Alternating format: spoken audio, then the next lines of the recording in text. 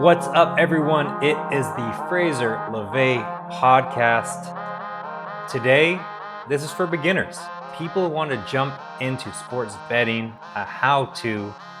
And before we get into it, check out faneverland.com. There is a full article on a beginner's guide for sports betting that I want you to open and read along with, just because there are some numbers that it's a lot easier to see written out than when I'm trying to voice it out to you. You might get a little bit lost. So faneverland.com, and then just search for the sports betting article or scroll down and find it. But we're going to teach you how to bet, some great tips, tricks, and define some terms. Just give you all the basics so you can kind of get out there and have a little bit of fun. Before we start, let's talk safe sports betting. Only bet what you can lose, and only bet for fun. You want to bet to enhance the game that you're watching. Kind of like going to a movie. A movie nowadays costs $20 or more once you get snacks and everything. This is just entertainment. This is not a way to make money.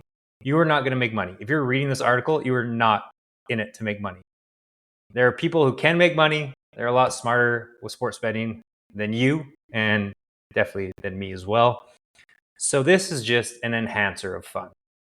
Watching a game, maybe you don't care about the game, but you know what? $10 on it, $5, $25, $100, depending on how much money you make. That just makes the game all that more exciting, and it's just paying for entertainment, and you feel invested and you feel excited. For instance, a great bet, which I'll get in some tips later. But let's say you love Patrick Mahomes. Who doesn't? I do. Bet him to win the MVP. A future bet, which we'll get into, and then you're just watching Patrick Mahomes games all year, cheering for him, excited for him, and it just enhances the entire season of Kansas City Chiefs games. So do not bet what you can't lose. If that's $5, $10, $25, fine. If you make a ton of money, maybe that's $100. Maybe you're Drake and you bet $100,000 and you lose because he's an idiot and he jinxes all of our bets. So just be careful. That's all I can say. This is entertainment. It's not to make money. And let's get into it. We're going to go what some sports betting terms and words mean. Again, open up the betting guide so you can scroll along and read some of these numbers. So first, there's a sports book. The sports book used to be just in casinos, which is where you place your bet. Now online, it's FanDuel, DraftKings, MGM Bet, all these apps that you can bet on your phone. So that's what a sports book is when I refer to sports books. You also need to know the term betting favorite, just like it sounds. It's the favorite to win the game. And underdog. The underdog is a team that's not expected to win the game. So when you open up your betting app, you will see typically three numbers. You'll see two teams. Let's keep it with football. Two teams. I've got the New Orleans Saints, the Kansas City Chiefs. And then you will see three numbers. There is the point spread, the money line, and the over-under. So let's talk about what a point spread is. A point spread is the expected final score difference between two teams. So why is this? For example, Kansas City is minus 6.5 point spread, and New Orleans is plus 6.5 point spread. This means the sportsbook believes Kansas City is 6.5 points better than New Orleans. They make this point spread to make it even and equal for you to win the bet and for them to win the bet. They would not make any money if they just let you bet on Kansas City. And if you bet $100, you win 100. And if you lose 100. Because the odds are Kansas City will win. And if a million people made that bet, the sportsbook would lose all of their money. So they make a point spread that you have to guess to make it even down the line. For instance, like if you're betting your grandfather versus Patrick Mahomes on who could throw the football further, obviously no one would take that bet. And with even odds anyways, because we know who would win. So what the sportsbook does is makes a spread. And now the bet is, can Patrick Mahomes throw 70 yards further than your grandfather? Now the bet is even, because maybe your grandpa can throw 15 yards. So that means Patrick has to throw 85 yards. And now you have to choose, you know what? Is grandpa feeling a little frisky today? Let's find out. So to recap, Kansas City, 6.5 point favorite. If you want Kansas City to win the point spread bet, they have to win by 7 points or more. If you believe that New Orleans might be a little bit better than the world thinks, then you can bet them at plus 6.5 points, which means you still win your bet if they lose by 1, 2, 3, 4, 5, or 6. If they lose by 7 or more, you lose. Also, you win if New Orleans wins the game outright. So that's the point spread. Then the third thing you will see when you go to bet is a money line bet. Those are also known as straight up bets, where you just go straight up who's going to win the game. In the Kansas City example, they're minus 275 on the money line, and New Orleans is plus 225. These are numbers you use to calculate to see how much money you would win if you bet on the team to win, just directly straight up. No point spread, just who wins the game. If you bet $10 on New Orleans, you would win much more money than if you bet $10 on Kansas City, because as we know, New Orleans has worse chances, thus higher odds. So don't worry about this math right now, but just to give you an example, also the sportsbook will do the math for you. So you just put $10, $20 into the little pot and it'll say, here's how much you could win. But a $10 bet on New Orleans at plus 22.25, you win $22.50. $10 in Kansas City, you only win $3.64. This again is because the sportsbook doesn't want to lose tons of money if you're just betting the favorite to win every game. It makes no sense for them. So overall, the main thing to know is betting numbers that are in the minus aren't really going to make you as much money as if you bet teams who have a plus. But of course, they're not supposed to win, the teams with plus. Don't worry about the calculation. But why are money lines bets like this? As mentioned, sportsbook wants to make money, so they would lose a ton. So you use Grandpa versus Mahomes again. I would not take your bet if you bet me $10 that Mahomes could throw further than Grandpa, as you just lose $10, right? The odds would be minus 1 billion for Mahomes and plus 1 billion for Grandpa, for example. However, let's say we did this bet with your cousin, who's a legit 5-star high school senior quarterback. He might not be as strong as Mahomes, but there is a chance. So now the odds would be your cousin plus 1,500 and Mahomes minus 1,500 in a throwing contest. With those odds, if you bet $10 on your cousin, now you could win $150. Now that's a little bit more fun. There's still a chance. Let's check it out. I've got $10 to lose. Maybe cousin has an arm on him. So I'll get later to whether you should bet a point spread or a money line, but let's just define those terms. And moving on to, never mind. Moving on, what is the over-under in sports betting? This is the third number typically on your app when you go to bet a game. Again, you'll see the point spread bet, the money line bet, and the over-under bet. This type of bet is more simple. The bet is just picking if you think the score of the game will go above, over, or under the amount of points the sportsbook puts down. So in the Kansas City, New Orleans example, the over-under is 43.5 points. So if you think the game will go over 43.5, you bet the over. If you think it'll go under 43.5, you bet the under. Now, a lot of people will see things like, oh, the Kansas City Chiefs, they have a crazy, great, good offense. Surely it'll go way over.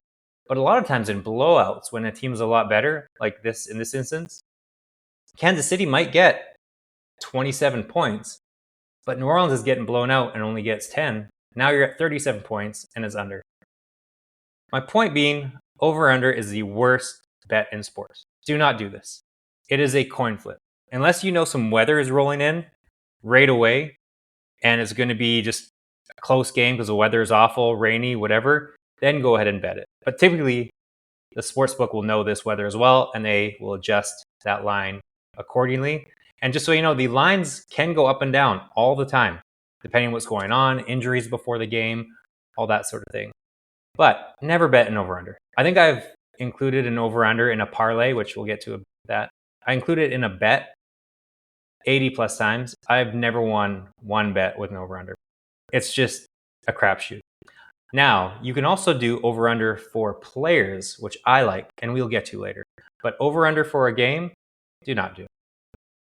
Now we'll get to a parlay bet. We've got the first 3 regular bets: money line, point spread, over under. Now a parlay bet is a combination bet where you can put together 2 or more bets into one. So you'll get a larger payout, but of course it's harder to do. For instance, you can think in the NFL, the Packers will win the game, the Pittsburgh Steelers will win their game, and the Kansas City Chiefs will win their game. Now, if you tried to bet all those games just by themselves, they're all negative number point spreads. So minus 140 or whatever, which, as mentioned, you will not win as much money. But you combine them together, now the odds are plus 258, which means you'll win your wager times 2.5, which don't worry about the math. The app will do it for you. But you've got higher odds, which means you can make more money. Of course, the higher the odds, the less likely the payout.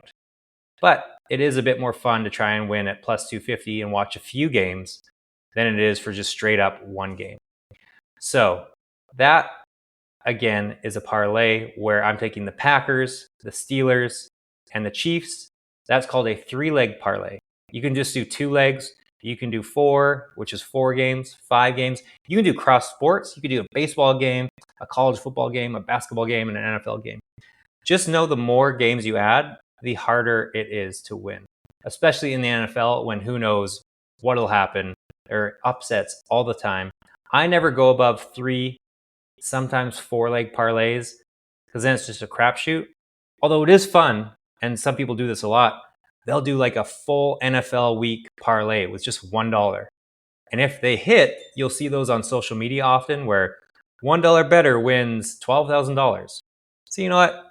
Why not? Go for fun. It's like playing the lottery, but it's $1. If you can lose it, that's always fun to do. But just know that you'll probably be done and out instantly into the first games. So, like I said, 3-leg parlays for your main money you're going to spend, and you'll see some good value while also not deteriorating your chance to win.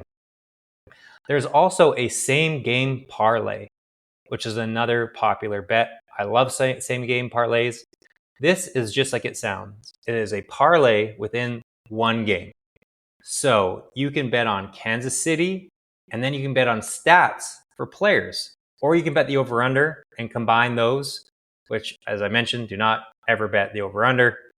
But when I do a same game parlay, I'll bet the team I think is going to win, and then the players to get stats over their projected stats to win the game. So maybe confuse you, lost you there.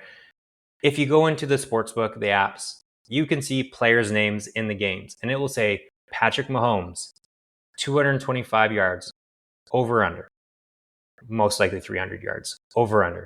Now you can bet whether you think Patrick will get over 300 yards or under 300 yards as part of your parlay. Or you can just bet that by itself. But the odds aren't that great. Again, you'll just be even odds. So whatever you put in, you'll get back. You can see Travis Kelce. Sorry, I lose my voice there. Travis Kelce will be receiving yards 75 higher or lower. And you have to guess, is Kelce going to have a good game? How many yards will he get? I think he's going to do great because it's on Monday Night Football and his girlfriend Taylor's watching. So he's going to ball out and get 120 yards. You can also bet whether they'll get touchdowns. So again, Travis Kelce, Monday Night Football, Taylor Cam. The NFL wants this.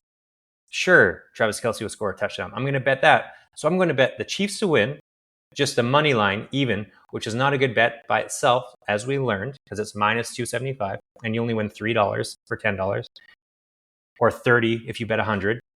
So we're going to take Kansas City. We're going to take Kelce to have a great game over his projected yards. That the projected yards is set by the sportsbook, just like the over-unders, everything else. They set what it is, and you bet higher or lower, like the Price is Right. So Travis Kelce is going to ball out, I think. And I'm taking his over projected yards and his over projected and to score 1 touchdown. So now I've got a parlay that is maybe plus 350. And now I have some decent odds and it's a bit more fun to win the game and a higher chance to win money. Of course, it's not as of a sure thing, quote unquote, because the higher odds, the harder it is to get. I love these in basketball because I like to witness greatness. So let's say in the NBA playoffs last year, it's Luka versus the Celtics, and we know the Celtics are a much better team. But you go into the game, and I think Luka is going to steal this one. The Mavericks, the Dallas Mavericks, by the way, for anyone who's not a basketball fan, I think they're going to win this one game. And for the Mavericks to win the game, Luka Doncic has to ball out. So I'm taking his over projected points, his over projected 3-pointers, and a Dallas Mavericks win. So now I'm making this parlay where sure, Dallas isn't supposed to win, but if they do win, I'm also going to bet all those things that are needed in order for Dallas to win, which in this instance is typically Luka to go crazy. In the New Orleans, Kansas City example, let's say you think New Orleans might upset the Chiefs. Then you want their quarterback, Derek Carr, he has to go over his projected passing yards. Alvin Kamara, the running back, has to go over his projected rushing yards. If you think New Orleans is going to win, those things kind of need to happen. So that's a fun same game parlay bet. And that leads into prop bets. So prop bets are just those bets where you're betting on the players. They're basically bets that is in a game that doesn't have anything to do with the outcome of the game. So when you bet the Chiefs to win or the Chiefs point spread, whatever that is, that's just betting on the game. A prop bet, as mentioned with Travis Kelce, you can bet him to get over his projected yards, and you bet that by itself, and it does not matter if the Chiefs won or not. You're just betting Kelce to over his yards and to get a touchdown because you know he's going to do that because Taylor's watching and the Swifties. So you bet that. And that is a prop bet because it has nothing to do with the outcome of the game because he can do that and the Chiefs still lose and it doesn't matter, you win your bet. So those are prop bets. There's a ton of prop bets. You can basically bet every player in the game for their rushing yards, receiving yards, sacks, interceptions, team interceptions, a whole bunch of all the stats you can kind of go through. You can bet on that for the game. In the Super Bowl, it gets crazy. You can bet on the color of Gatorade that the winning team will dump on their coach. You can bet how long the anthem will last, the national anthem. You can bet heads or tails for the coin flip. There's a ton of ridiculous Super Bowl prop bets you can make, which are always fun to do because you throw $5, $10 on them. And yeah, just have 30 different bets going on through the Super Bowl at your Super Bowl party. Always a great time. Another type of bet is a future bet. A future bet is just like it sounds. It is a bet that will not happen right now this week. It'll be in the future. An example of future bets to use, stay with the Chiefs, are the Chiefs to win the Super Bowl and Patrick Mahomes to win the MVP. So at the start of the year, I always bet this because typically it's around plus 550, 600. So basically you 6 times your bet. So let's say if you bet $100 for the Chiefs to win the Super Bowl, you win 100. You win $600. If you make Mahomes to be the MVP, you bet $100 and he's 6-1 or plus 600 to win the MVP, you win $600. So I always make these bets every year because 1 out of 2-3 years, this is going to happen. One of those or both. And basically you've got 6 chances, right? Plus 600 means it's a 6-1 chance. So in order to win your bet, if you bet this every year, they just need to win once every 5 or 6 years, which, as we've seen, they've won multiple times. So this bet is killing it for me. I do this every year.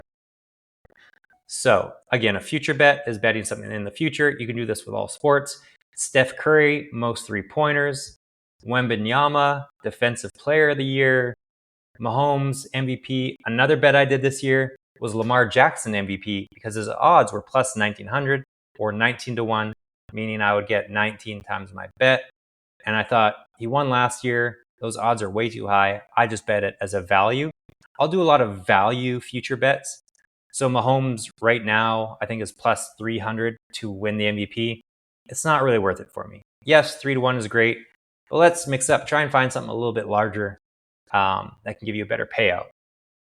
So, other examples: Caitlin Clark to win Rookie of the Year. You could have bet that if you wanted to. Real Madrid to win the Champions League. Always a fun, good bet. So I do a ton of future bets. As I mentioned earlier in the podcast, I love future bets because you are able to just ride along on a player or a team all season. For instance, I shorted Chicago. Short means I bet against, basically. Bet against the Chicago Bears to make the playoffs. So now I'm hating the Chicago Bears all year. And they're on fire, but they haven't really played anyone. And their division, they have a lot of division games left, which I think they'll lose almost every one of them. So, but either way, I'm invested in watching the Bears, which is fun. I also have an under for Will Levis, Anthony Richardson, and Caleb Williams for their projected yards as a parlay. So what do we learn, right? We've got a parlay, which we know, combining two or more bets. We've got future bets, which are bets in the future. And I put them together into a 3-player future parlay because I think they are not good and they will not meet their projected season passing yards. And right now that's looking as good as gold. Love it. Another future bet thing a future bet tip to remember is never bet for players the future of an over their projected yards. I always do under just because injuries always happen and they will often ruin, especially if you have like a 4-player or a 3-player parlay. All it takes is one of those players to get hurt and you lose the entire bet. For instance, if you did a future player projected yards or touchdowns or whatever bet on Christian McCaffrey, Tua Tagovailoa, Puka Nacua, Cooper Kupp, Stephon Diggs, Nico Collins, Isaiah Pacheco, Jordan Love, the list goes on. You're losing those bets because they're injured and you've already lost. So I only do under. I look at who I think is vastly overrated and I will bet under their stuff all day. As mentioned with my earlier bet I did that I love. Another bet is called a live bet. So live bet sounds just like it is. It is a live during the game bet. An example is Super Bowl 2024, Chiefs versus the 49ers. A live bet I made was the 49ers got out to a hot start and they're beating the Chiefs pretty handily. It's halftime. The bet went up to 310, I want to say, plus 310. Starting the game, the Chiefs were plus 110 to win the game, which is basically pretty even. If you bet $100, you would win $100. But now it was 310. So now if I bet $100, you would win $330. And I jumped on that instantly. I was like, the Chiefs are winning, and you're going to give me plus 310 odds? And whenever Patrick Mahomes is an underdog, bet this. I've make all my money on people counting out Patrick Mahomes. Why Sportsbook makes them an underdog is insane. The whole 2024 playoffs, I was betting Mahomes. He was an underdog, I believe, in every single playoff game. And I was just like, give it to me, give it to me, give it to me. And when you're an underdog, as we learned, you have higher odds, which means you can make more money. And Patrick Mahomes is an underdog all day. So, other sports betting terms to know. We're pretty much done here. I hope you follow along and understand it as much as you can. If you go to fanneverland.com, as I mentioned, and you do the article, read the article, it's a little bit easier to follow along with these numbers, and you can see there's pictures of the examples. But sports betting terms to know: cover. The term cover is saying a bet, and don't worry about this if you're a beginner, but it's just so you can know some fun slang. Saying a bet will cover means a team was within their needed point spread. So they covered the spread. So if you bet Kansas City minus 6.5 points, like we talked about, they would need 7 points to cover. So don't get confused by this term. You don't need to know it. But if you hear someone, you want to sound cool at the bar, like, oh yeah, I got the Chiefs to cover.